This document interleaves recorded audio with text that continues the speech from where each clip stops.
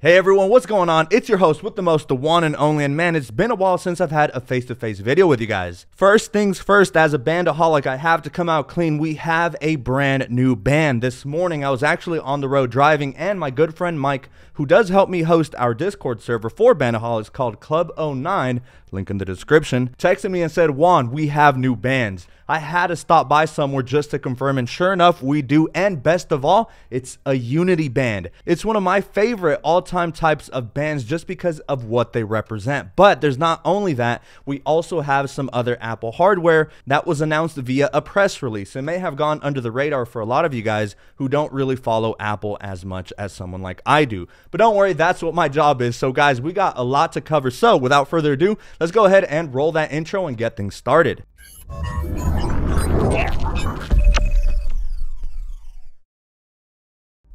Alright guys, so I am going to bring my iPad mini here just so that I don't forget anything. So we do have a lot to cover. Let's start off with a product that I was most surprised about, and that's that we have a new 2nd gen HomePod. Now, from what I can see though, they say it's redesigned. I mean, it might be a little taller, wider. I'm not sure. I haven't had a chance to have it in the hands yet. But the biggest feature, if you will, is that it now comes in at $299 in two colors. That's white and midnight. Oddly enough, it's not black, it's midnight. And so yeah, when it first debuted, I remember I actually own a stereo pair of the original HomePods. As a matter of fact, I have it right here. So this is the original 1st generation HomePod. It was actually discontinued about 2 years ago, but now it seems like it's been resurrected from the grave. Why? Beats me, honestly. So I don't know, like I said, it beats me, but I've read some articles already surrounding the new HomePod. Apple doesn't go in detail about the internals. My biggest gripe with the 1st generation, you know, my stereo pair that I already have, is that it's pretty stupid. Actually, I think it has something like the A9, A10, A11 or something like that. At this point, it's a really aged chip, and I don't know, I read somewhere, I think that it has Apple Silicon inside. I don't know, but if they did improve Siri to a much more drastic level, then I think it is viable, because I think it sounds phenomenal, especially when you do have that stereo pair. Now, of course, in order to do that stereo pair, of course, that comes with the Apple tax. You're dropping a minimum of $600 for that privilege. But if you do like to blast music in your room while you're getting ready for work, getting ready for a workout or whatever, they're phenomenal. And best yet, there's better smart home integration. So, of course, I already have one ordered. I'm going to give you guys a rundown on everything, whether I think it's worth it or not. And then in a separate video, compare it versus the acoustics to the 1st generation HomePod, because Apple claims it sounds better, but of course that's kind of subjective when we're talking about music and just hearing quality, you know? All right, so now moving on to our brand new band. This is the new Unity band for 2023.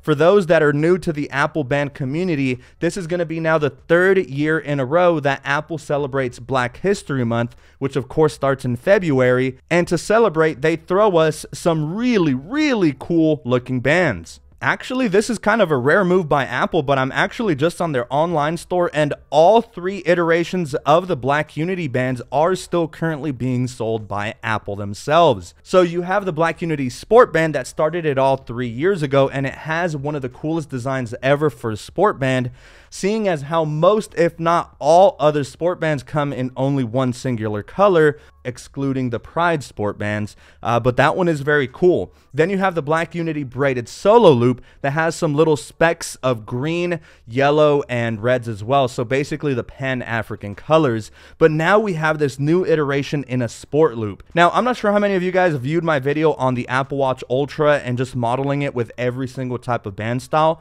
but the sport loop is one of my favorites, especially when it comes to weightlifting or going to the gym. It's infinitely adjustable, so there's times where I want it just a little bit tighter on my wrist, and the design on it is absolutely fabulous. It also comes with its own exclusive watch face as well, which you should be able to download for free so long as you update your software or something. But this band just looks amazing. It has that dual tone design of those streaks flanking both sides, and just looking at it, it looks like one is red, the other one is green. Then it has this really nice kind of interwoven design with yellows, reds, blacks, greens, again, the Pan-African colors, and it just looks gnarly as hell. I already ordered it first thing this morning as soon as my friend Mike told me, so it is on the way. And guys, of course, it's always accompanied by a giveaway, so if you haven't already, make sure you subscribe so that you don't miss out on that. Okay, and then our other two releases kind of go hand in hand. You have the MacBook Pros that were upgraded with the new M2 chip, and also the Mac Mini, but more or less, I mean, you can kind of clump them into the same release, kind of. So now your 14-inch MacBook Pro, the one with the notch, will now come standard with the M2 Pro as the baseline model, and you'll be able to upgrade or configure your 14-inch all the way up to the M2 Max. And let me see, so you can upgrade your chipset to the Apple M2 Max with a 12-core CPU and a massive 38-core GPU with a 16-core neural engine. You can also upgrade that to 96 gigabytes of RAM and up to a massive 8 terabyte SSD storage. Should you get the highest configuration on the 14-inch M2 Pro, that'll set you back $6,299. Then on the 16-inch, it's the same story. It'll come standard with the M2 Pro for the baseline model. So with this being the larger model, it is a little pricier because of its size, but more or less the configuration upgrades are the same. So you can go up to 96 gigabytes of RAM, and then also you can also upgrade your storage up to 8 terabytes, and that machine will max out at $6,499 as well. Was that the same for the 14-inch? Hold on. It was like 6K and something, right? Okay, yeah, so $6,299 for the 14-inch. So almost $7,000 for both if you were to max them out. The thing is, they were released with little fanfare because, I mean, we kind of, us tech heads already kind of expected this. The M2 chip is already out in the wild in the new M2 MacBook Airs. But honestly, from generation to generation, I'm talking from M1 to M2, it's really not that big of an upgrade. It's more or less an S upgrade if you consider, you know, the iPhone going from like the 4 to the 4S. It's an incremental spec upgrade, and if you already have an M1 machine, there's very little here. There's no external differences whatsoever. It's all internal. Now, unless, I think the new 96 gigabyte of RAM configuration, I think that's new. So if you just happen to need more memory than was previously available, then I guess upgrading makes sense for that very specific use case. But otherwise, I mean, I have my M1 Max 16-inch MacBook Pro, and I'm certainly not going to drop another 5-ish K to upgrade when the performance gains might be 10-12%.